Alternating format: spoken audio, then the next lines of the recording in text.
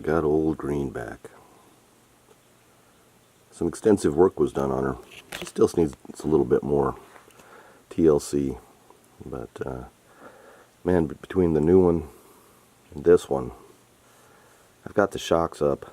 I've got some bigger tires on it, but the ground clearance getting in was, I should put impressive compared to a couple of inches. I don't know, they say the new one I think is like 13 inches ground clearance now, and I think that one's supposedly sitting at 12. I believe it's 12 is what I measured with that heavy cab. This is the old steel cab, so there's a lot of weight there. But we'll show you what all the work that they had to do here, and it's quite common for this model of this is a 2012. We'll show you the flaws that they have here. So the front differential there, you can see the axle, and let's get it back in focus here. But that front differential had to be replaced. That's more of a maintenance issue. We go through very deep water, and the vent tube needs to be a lot higher. So that had to be routed, but it's a maintenance issue on my part on the front diff. The water we go through, you can see the mud mark. We call it the trench. I don't know what that is. It's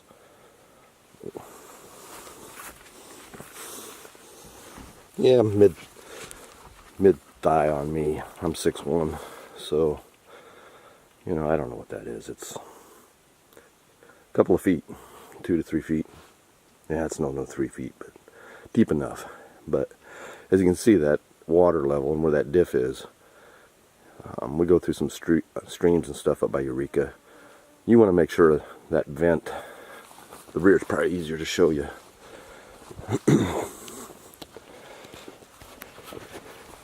See if you can see that. It's going to be tough to see. You can see the vent tube back in there, how it goes up. You want to make sure it goes up high enough, in this case up as high as it can be as the top of the bed. I need to route that up higher. I'm going to bring it to the back of the cab, actually higher than the bed, and then you have to loop it back down to make sure that the water goes up in the tube.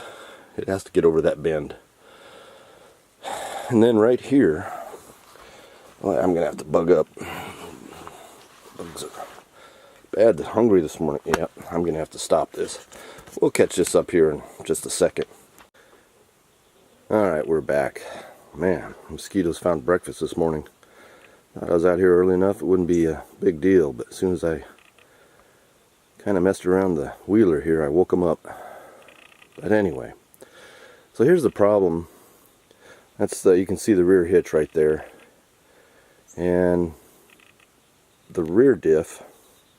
See the axles coming out of it left and right. At the below that, it goes. You can see the freshly painted black there at the bottom, right below it. There's a bolt that goes through it.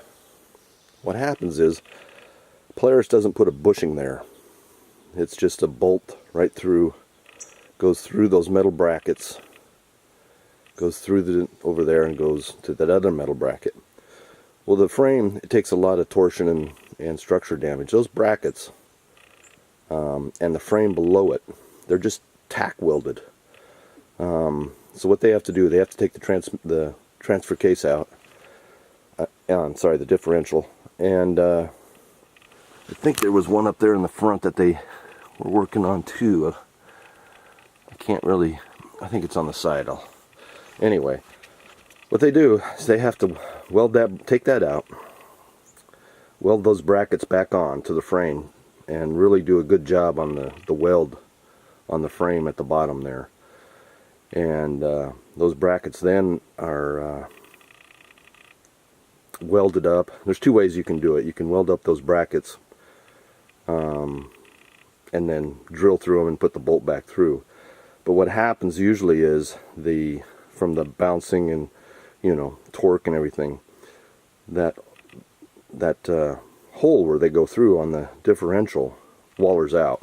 And that was what I was hearing some horrendous clunking in the back. And there was clunking in the front, which was a differential. So that's why we took it in. It was just like, man, this ain't right. But it ended in, we spent quite a bit of money on this, getting this right. And it's better than right in my opinion right now. We drove it in, and man, it's the best. It's like brand new now. It's solid. This thing does take some abuse coming into here. It's part, if you want some remote land, and you have to go even a mile or two over, you know, what is this, 2012. It's been about 5 years back in and out on this trail, hauling lumber and trailers and, you know, being stuck, and then the normal play stuff. Maintenance is expected. I mean, we don't like it, but that's a major flaw there on the 2012 Ranger 800, the XP model there. There was 2 of them in there, ironically, with bugs are still getting me. Having the same thing done. And there's a local tech there in Eagle River. If you take to that shop, he's not part of them, but they let him sub it out to him, and he does a lot of the frame welding and stuff. He's certified and all that, so does good work. And let's walk around here. Anyway, that's something you need to really watch. It's something I never thought of to look at, but that is definitely that bolt right there. And I don't know how the best way is to have somebody else drive it, like in a parking lot or something, and slowly clutch it. You know, just have somebody just start rolling it, and you'll see that thing just jump all around back there. Takes 2 people. You got to have somebody back here knowing what they're looking for. But if you have this model, you might want to take a look. This part cost about, for us, I think it was like $500 to take everything apart and weld that up and put it back together. I take it back, it was $400. I also did some work. Oh, you can't see the bracket in there. The light's bad. But you can see the fresh paint in there. There's a bracket off the transmission there that was bad. And little things that they did that, you know, I didn't ask them to do any of that. Some people will say pros and cons, but and the other thing is you can see my torsion bar here off the tire here, that bar there. It runs through all the way, and I think this is my 4th one I've busted. And you can see on this side it's busted. See if I can get the light. It's busted right there. You know, as it slides through the frame, you can see that's busted. And that comes over and attaches. Go back over here, you can see.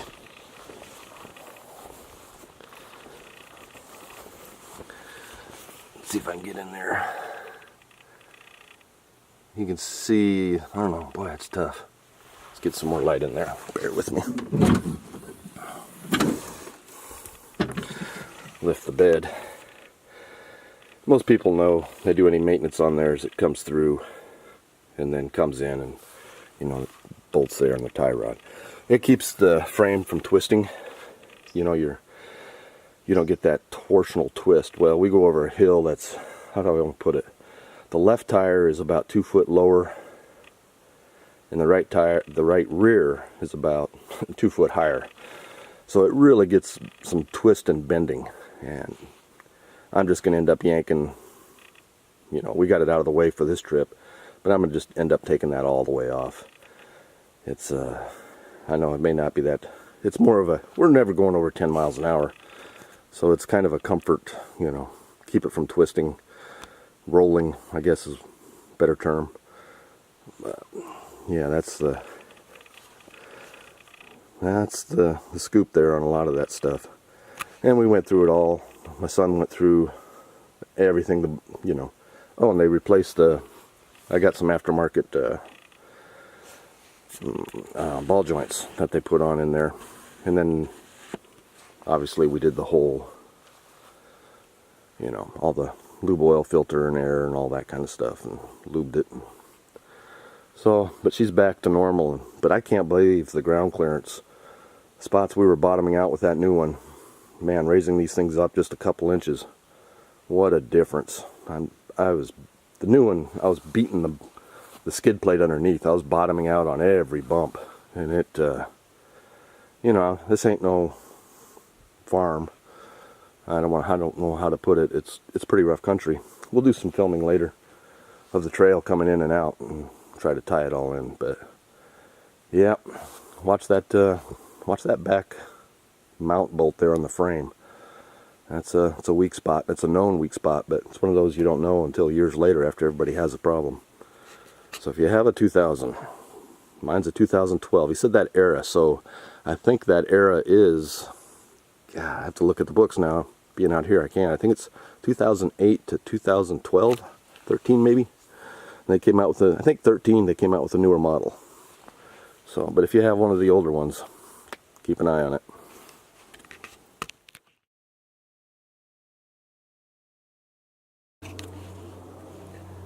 Well, spent the day, most of the weekend, a few hours yesterday, hauling gravel. Bucket load in the back, hand shovel it out, put it in the back of the Ranger, haul it all the way in on the trail. Filled in some nasty mud holes we had. It's going to take a lot more, but every little bit helps. A little here, a little there. Pretty soon you got more than a slash road. You got a gravel on top of the slash, which helps. It'll rot. Just keep building, and pretty soon it'll sustain some weight. But yeah, we'll show a little bit. We did some on the other end of the trail too. We'll film that later. But see if I can get down this hill. Not too slick. Wasn't too bad. A little bit of water in there. Need to build a better bridge, but for now it holds pretty good crossing it. And the slash. All of this is screwed into logs underneath it lengthwise.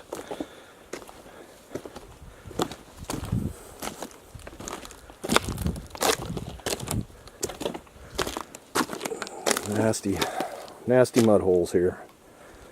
We filled in, you can see this is already a couple trips in. That's already sinking pretty good. It's packing nice, but that's kind of what we're dealing with here. You can say swamp muskeg. It's pretty easy to get stuck in this stuff. And this spot through here is just full of it. That's all it is. So all you can do is lay boards across it, which helps float across it. And with time, throw gravel over the boards. You can see just driving is just tore. They sink in there and they rot and they split and everything else. But kind of got a path here where the Ranger likes to take. Need a few more loads in here, but we'll get through it. There's a spring or something to the left here. Water. I don't think it's coming from the swamp up there, but it comes through here. And it's not too bad right in here, but need some in there, but it's pretty dry right now. But right in here, we're going to have a couple of spots when it gets raining. That'll be really nasty. Right now it's dry. We had a couple days of rain last week, and it pretty much the soil just absorbed it. Here's another bridge. There's a lot of water under this. This was a winch through section. You get here and you just jump in it and then winch through. But we got 2 telephone poles underneath this slash going across it, and then a log here that kind of raises up, but just they call an old slash road. You can see a little bit of water in there, not too bad, but it's deep. It's not something you want to fall in, but we got a lot of slash in here. We've got a summer load of wood just hauling in here, trying to make a road to get in and out through this bad section. It's fairly dry, like I said, right now, not too bad. But we got it. It's not, I don't want to say you can go on 2-wheel, but it's getting darn close where we can get through this. And had a hole right here that's That one's bottomless. Well, it seemed bottomless. It'd sink the whole tire and then you're just stuck. Got that one taken care of. But that's kind of what we're doing, just filling in the holes here on this bad section of the trail. It's, to the left here, moose really like it. But you can see the, I don't know, maybe you can't, but the slope of it is, there's literally, you can lose there's a hole in there that's, I don't know, 6-8 foot wide by about 20 foot in length. And we've had that thing buried up to the windshield. Thought we were going to lose it. And that's when we started coming around this way. It's a little bit higher. But yeah, that's that one over there. If you hit the right hole, you may or may not get out. Like ours is an enclosed system. You may or may not get out of that in time. I haven't tried it. I know somebody tried it last year. And freezing at night.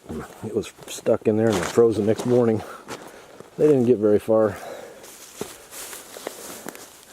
But you can see that's the old trail. That's actually this was a subdivision road or whatever. That would be the easement line where you should be going. And this is on the far left or right, depending which direction of the easement. It's just barely 5 feet more and you'd be on somebody else's property. So, I don't know. This will do temporary. Definitely can't drive into it without an ATV. But we'll, little by little, we will get it.